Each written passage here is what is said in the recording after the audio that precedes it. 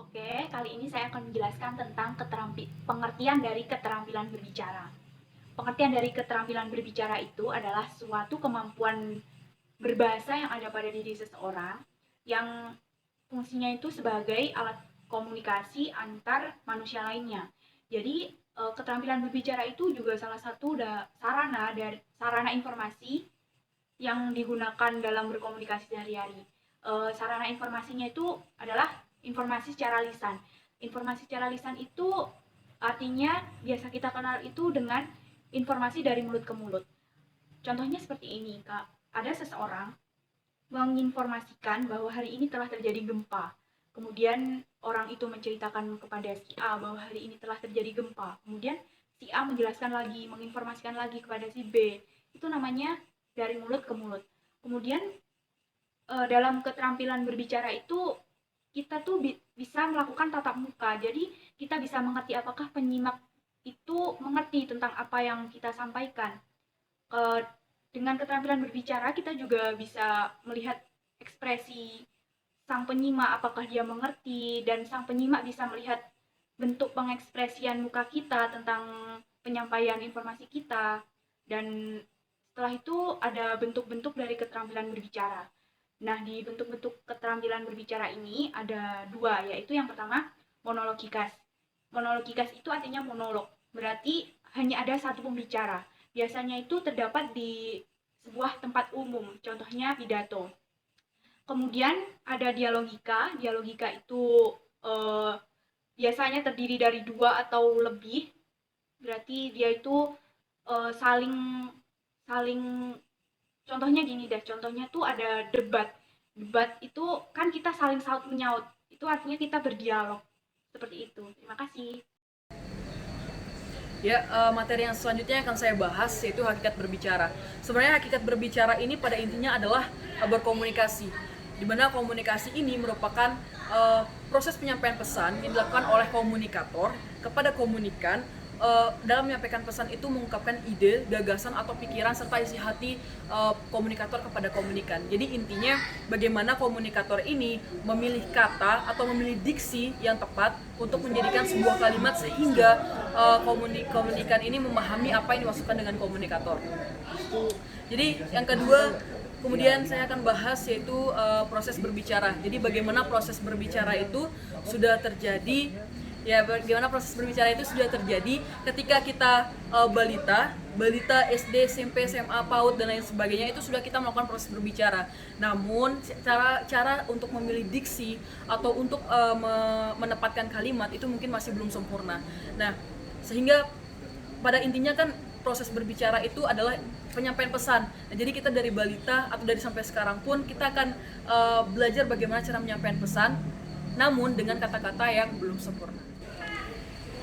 Ya, di sini saya sekarang akan menjelaskan keterampilan dalam berbicara. Pertama, menggunakan atau mengatakan kata-kata tersebut dengan jelas. Dimaksudkan apa?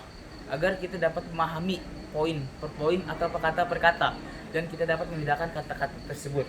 Kedua, menggunakan pilihan kata yang tepat. Menggunakan pilihan kata tepat ini sangat penting karena kita dapat paham mana kata yang baik untuk dikatakan, mana yang kata tidak kurang baik untuk di-sharing terhadap pendengar. Ketiga itu menggunakan bahasa yang tepat. Dengan menggunakan bahasa yang tepat ini, kita jadi tahu kapan sih kita memakai kata-kata ini, kapan kita memakai kata-kata ini. Ketika kita berbicara dengan orang yang lebih tua atau yang lebih muda itu seperti apa. Keempat itu menambahkan ide. Dengan menambahkan ide dalam berbicara, pembicaraan kita itu tidak hanya itu aja. Jadi lebih mencangkup lebih luas lagi, karena kita dapat memberikan contoh yang lebih baik lagi dengan ide-ide kita yang kita sampaikan. Selanjutnya itu aspek dalam berbicara. Pertama itu ada logis, maksudnya itu masuk akal. Apa yang kita bicarakan kepada pendengar itu masuk akal dan dapat diterima oleh akal pendengar itu sendiri, dan pendengar itu menjadi paham apa yang kita bicarakan. Kedua itu kritis yaitu kita berbicara membahas suatu permasalahan atau suatu tema atau ide itu lebih mendalam untuk lebih memahamkan lagi, dan kita paham tentang kondisi atau keadaan kita dalam berbicara itu sendiri. Ketiga itu sistematis. Dalam berbicara juga kita tidak bisa asal-asalan. kita harus paham apa yang mau kita bahas dari awal sampai akhir agar tersusun secara sistematis atau berurutan dengan baik. Jadi kita tidak bisa membahas tentang penutup dulu baru ke isi. Jadi kita harus mulai dari pendahuluan, isi, dan penutup, langsung penutup. Keempat itu analitis. Maksudnya apa? Kita dapat menganalisa yang kita bicarakan, kita dapat menjelaskan poin per poin, dan kita dapat menganalogikan ke atau memberikan contoh terhadap poin-poin yang kita bahas tersebut. Yang kelima itu konseptual. Konseptual ini pembicaraan kita agar terkonsep dengan rapi. Setelah kita dapat menjelaskan, kita juga pasti akan dapat mengonsep poin mana yang akan kita bicarakan satu persatu. Jadi pembahasan kita ini terkonsep dengan jelas. Mungkin itu aja. Cara mengembangkan keterampilan berbicara, salah satunya adalah mengajukan opini. Mengajukan opini atau pendapat juga merupakan cara seseorang untuk mengembangkan keterampilan berbicaranya, karena dengan cara ini komunikator juga dapat belajar menggunakan diksi yang baik agar opini dan argumen yang disampaikan dapat mudah dipahami oleh pendengar. Selanjutnya berpidato. Berpidato juga merupakan cara seseorang dalam mengembangkan kemampuan bicaranya di muka umum. Selain itu, berpidato juga membantu merangkai kata-kata yang akan diucapkan pada saat bicara di depan umum. Assalamualaikum warahmatullahi wabarakatuh. Di sini saya akan menjelaskan tentang metode pembelajaran berbicara. Jadi, di dalam metode pembelajaran berbicara ini terdapat 5 bagian, yakni yang pertama adalah berdialog.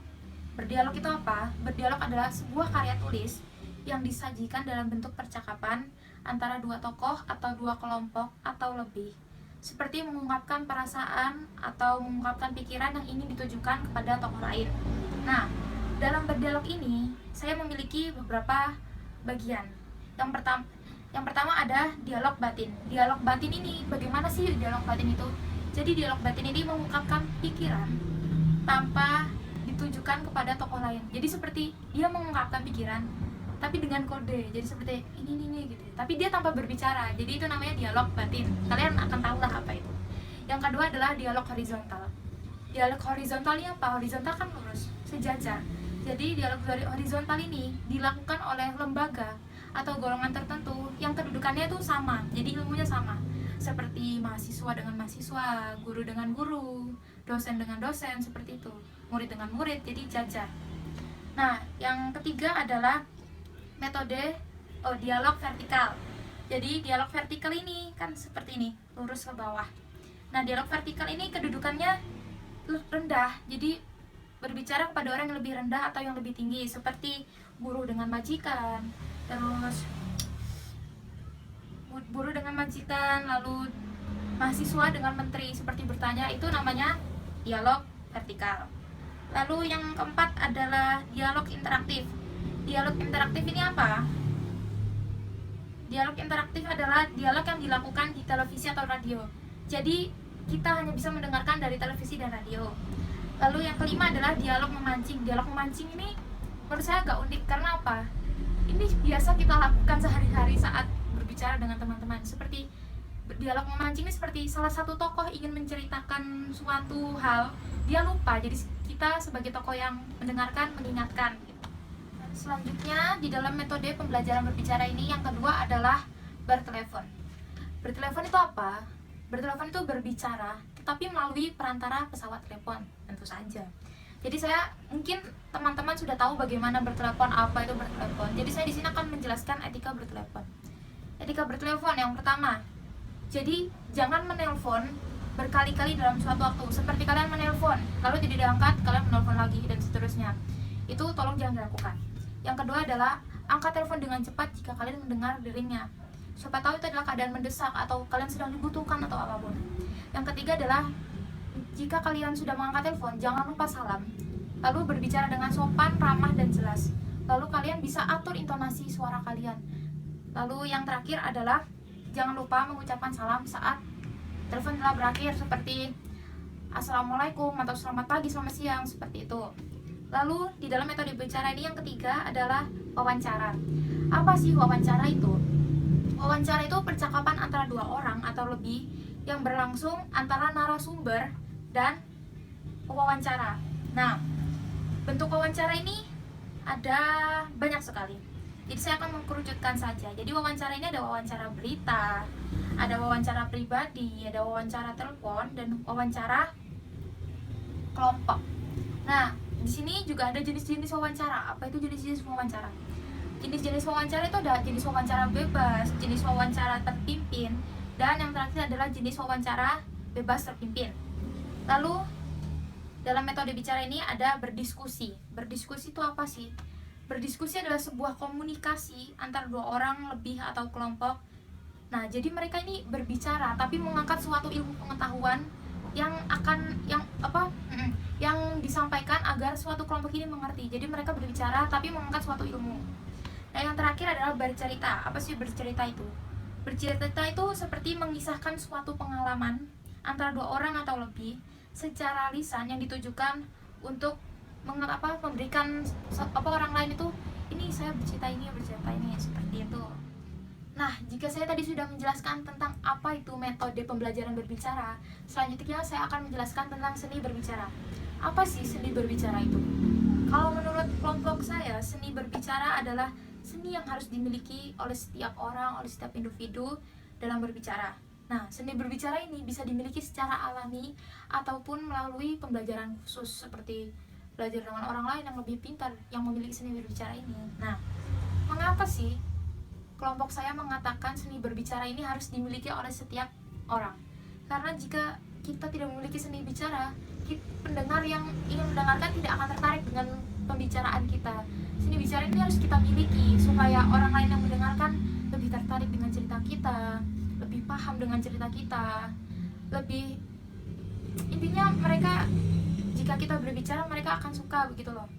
Nah, menurut saya itu, dan menurut kelompok saya itu, dan ini bagian apa? Ini dari saya, terima kasih. Selanjutnya akan dilanjutkan oleh teman saya. Terima kasih. Ya, di sini saya akan menyampaikan atau menjabarkan tentang kemampuan berbicara sebagai keterampilan bahasa. Jadi kemampuan berbicara kita tuh dikatakan sebagai keterampilan berbahasa. Jadi pada intinya ketika kita tuh mencoba untuk berbicara, sebetulnya kita tuh sudah mencoba secara autodidak atau secara alamiah dimulai sejak kita usia dini. Ya, kalau usia balita itu kita masih oe-oe dan itu masih jadi penyimak. Sedangkan ketika dia sampai pada usia dini atau sebut saja PAUD atau TK, kita tuh sudah bisa apa yang kita simak selama dari kita balita hingga kita pada usia itu, kemudian kita dapat mengeluarkan suatu bahasa, kita dapat mengeluarkan suatu suara, dan suara itu merupakan representatif dari apa yang kita pikirkan, dari ide yang kita rasakan atau hati yang kita rasakan. Itulah yang disebut berbahasa itu suara gitu. Dan kemudian pada saat kita balita, kita tuh hanya melalui dua proses. Proses yang pertama adalah kita tuh menyimak. Dan tahap selanjutnya yaitu kita mulai untuk berbicara atau berbahasa, mengeluarkan apa yang telah kita simak, apa yang kita pelajari, kemudian kita tuh menyampaikan apa isi hati kita, pikiran kita, dan pokoknya menyampaikannya kepada lawan bicara, audiens atau individu lain. Nah, dan kemudian pada saat kita beranjak dewasa, semakin dewasa kita kemudian akan disuguhi dengan pendidikan formal atau terkadang juga bisa informal. Nah, di pendidikan formal itu kita mendapatkan apa yang namanya keterampilan membaca dan menulis. Ya, membaca dan menulis. Nah, seiring waktu, apa yang kita sebut dengan berbahasa ini, kita berbicara gini, seiring waktu artikulasinya itu akan berubah seiring waktu. Misalnya pada saat SD atau SMP dia berbicara dengan menggunakan bahasa yang tidak terlalu formal atau bahasa yang biasa-biasa saja, selayaknya dia berbicara biasa. Maka pada saat dia akan misalnya kuliah hukum, kuliah berbahasa, atau dia kuliah semakin tinggi, maka itu akan mempengaruhi cara dia berbicara. Itu akan mempengaruhi artikulasi dia berbicara, akan mempengaruhi intonasinya dalam menyampaikan pendapat. Setelah itu, kenapa sih sesuai judul tadi, kenapa sih kemampuan berbicara itu dikatakan sebagai keterampilan berbahasa? Ya, tentu saja itu sebuah keterampilan, karena tidak semua orang itu dapat mengungkapkan ide ide yang ada di kepalanya, pikirannya, dan apa yang diungkapkan dengan hatinya itu bisa di deliver, disampaikan, dituju ke disampaikan dengan baik kepada lawan bicaranya atau orang lain, tidak semuanya. Contohnya saja ketika seseorang yang anggap saja pintar dalam akademik, dia mempunyai landasan ilmu yang banyak, fundamental yang baik dalam pikirannya, tapi kebanyakan dari mereka tidak bisa menyampaikan apa yang ada di pikirannya dan hatinya itu dengan baik melalui lisan, yang melalui verbal, yang melalui suara yang ada keluar daripada mulutnya. Ya, jadi dia tidak memiliki keterampilan berbahasa dengan baik, walaupun dia bisa berbicara, dia bisa melakukan konversasi, percakapan biasa dengan orang lain, tapi dia tidak bisa istilahnya secara formal dia tidak bisa menyampaikan, tata bahasanya itu kurang baik, artikulasinya itu kurang sempurna. Dan ada juga orang yang dikatakan terampil berbicara, terampil dia bisa menguraikan kata-kata dengan baik sesuai dengan bahasa yang benar dan baik, tapi dia itu tidak punya pikirannya itu tidak punya dasar atau fundamental yang baik gitu loh. Jadi bahasanya itu secara simpelnya itu ngomong doang lancar, tapi dia itu tidak ngomong saja lancar, tapi dia itu tidak makna dari apa yang dia ungkapkan itu nol, alias tidak berdasar, tidak berlandaskan ilmu terkadang itu. Nah, maka dari itu disebut sebagai keterampilan berbicara, karena tidak semua orang bisa terampil dalam berbicara. Jadi keterampilan berbahasa atau keterampilan berbicara itu merupakan sebuah representasi dari apa yang hati kita rasakan dan apa yang pikiran kita ingin ungkapkan.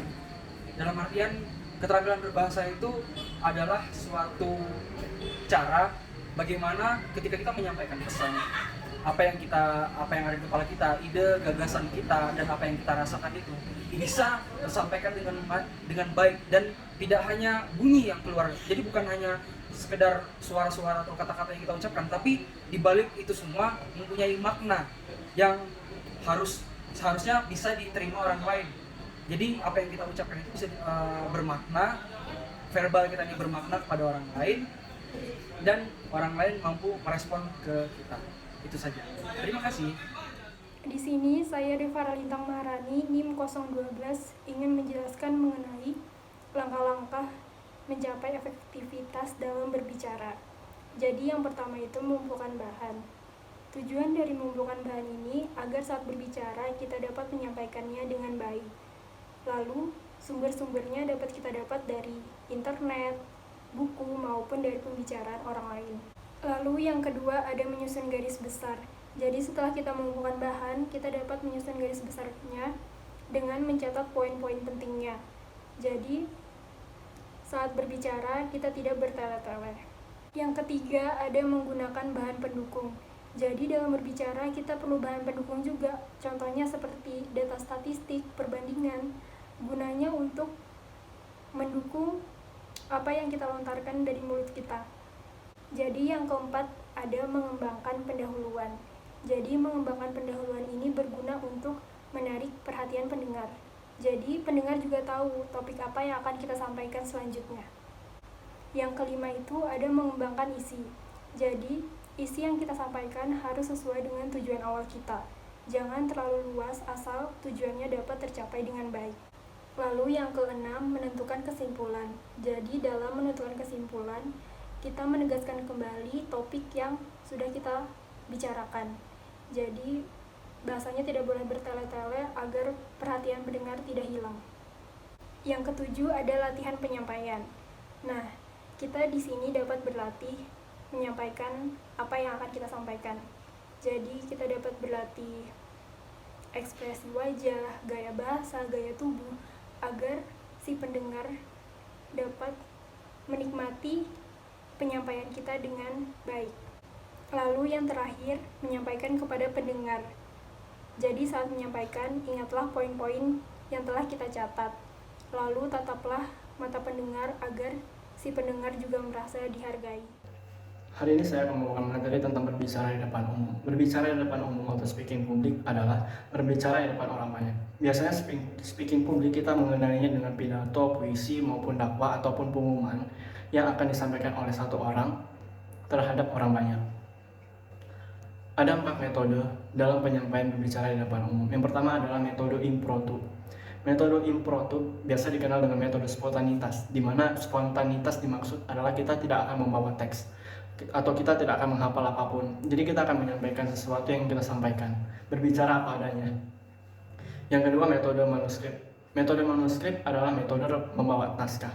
Jadi pada saat kita ingin menyampaikan sebuah pidato, kita akan membawakan naskah dan akan membacakannya sesuai isi naskah tersebut.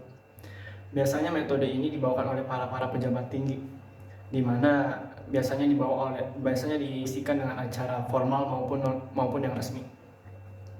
Yang ketiga, ada metode memoriter, di mana metode ini berupa hafalan. Bedanya dengan manuskrip adalah metode memoriter ini kita tidak akan membawakan naskah, tetapi kita akan menyampaikan sebuah pidato sesuai isi naskah tersebut. Yang terakhir ada metode extempore atau metode using note. Pada metode ini biasanya dilakukan oleh orang-orang yang sudah berpengalaman atau sudah yang paling banyak menyampaikan sesuatu. Biasanya metode ini disampaikan secara runtut dan signifikan dan bisa mengatur pola-pola agar para pendengar bisa memahami dan bisa lebih mengerti apa yang akan disampaikan. Mungkin selanjutnya akan disampaikan oleh teman saya. Oke, memasuki penjabaran yang terakhir dalam presentasi keterampilan berbicara, itu ada faktor-faktor yang menunjang setiap manusia saat berinteraksi, saat menjelaskan public speaking itu ada faktor yang menunjang untuk mereka lancar dalam berbicara. Yang pertama itu ada faktor psikologi. Kita ketahui setiap manusia yang berhadapan dengan manusia lain itu memerlukan mental yang baik. Sebagai contoh analoginya, orang yang memiliki mental yang baik, meskipun kondisi fisiknya tidak mendukung, itu akan lebih pede, lebih percaya diri dibandingkan orang yang mentalnya itu buruk. Orang yang mentalnya buruk meskipun fisiknya baik, itu tetap akan keterampilan bicaranya tetap tidak sebagus yang punya mental yang baik. Yang kedua itu ada faktor well preparation sama dengan stock of knowledge. Nah teman-teman, di sini maksud dari well preparation dan stock of knowledge yang saya kutip dari dosen UMM Lutfi J. Kurniawan, itu adalah well preparation itu sendiri persiapan yang baik. Nah, setiap kita ingin public speaking di depan orang banyak, setiap ada presentasi yang kita ingin kemukakan di depan orang banyak, itu pasti memerlukan well preparation yang untuk itu sendiri untuk menunjang keterampilan berbicara itu sendiri. Yang kedua, itu ada stock of knowledge. Nah, ini fungsinya kenapa kita sebagai manusia itu perlu banyak membaca. Karena banyak membaca itu akan meningkatkan stok ilmu pengetahuan kita. Ya pada saat kita berbicara di depan orang banyak, kosakata yang kita perlukan itu termasuk dalam stock of knowledge. Yang terakhir adalah teknik improvisasi. Nah, masuk teknik improvisasi itu setiap orang kan tidak pernah terlepas dari yang namanya kesalahan dalam berbicara. Yang terakhir, teknik improvisasi ini masih sangat diperlukan. Karena apa? Karena kosakata yang ambigu itu bisa membuat pendengar atau audiens itu bingung. Nah, sedangkan improvisasi ini gunanya untuk membenarkan kata-kata yang salah. Demikian. Terima kasih. Ya, sekarang di sini saya akan menjabarkan tentang keterampilan berbahasa sebagai keterampilan berbicara. Kebalik, Pak. Oh, kebalik. Lanjut, gak usah dipotong. Di sini saya akan menjabarkan atau ingin menguraikan keterampilan berbicara sebagai Berbahasa. Keterampilan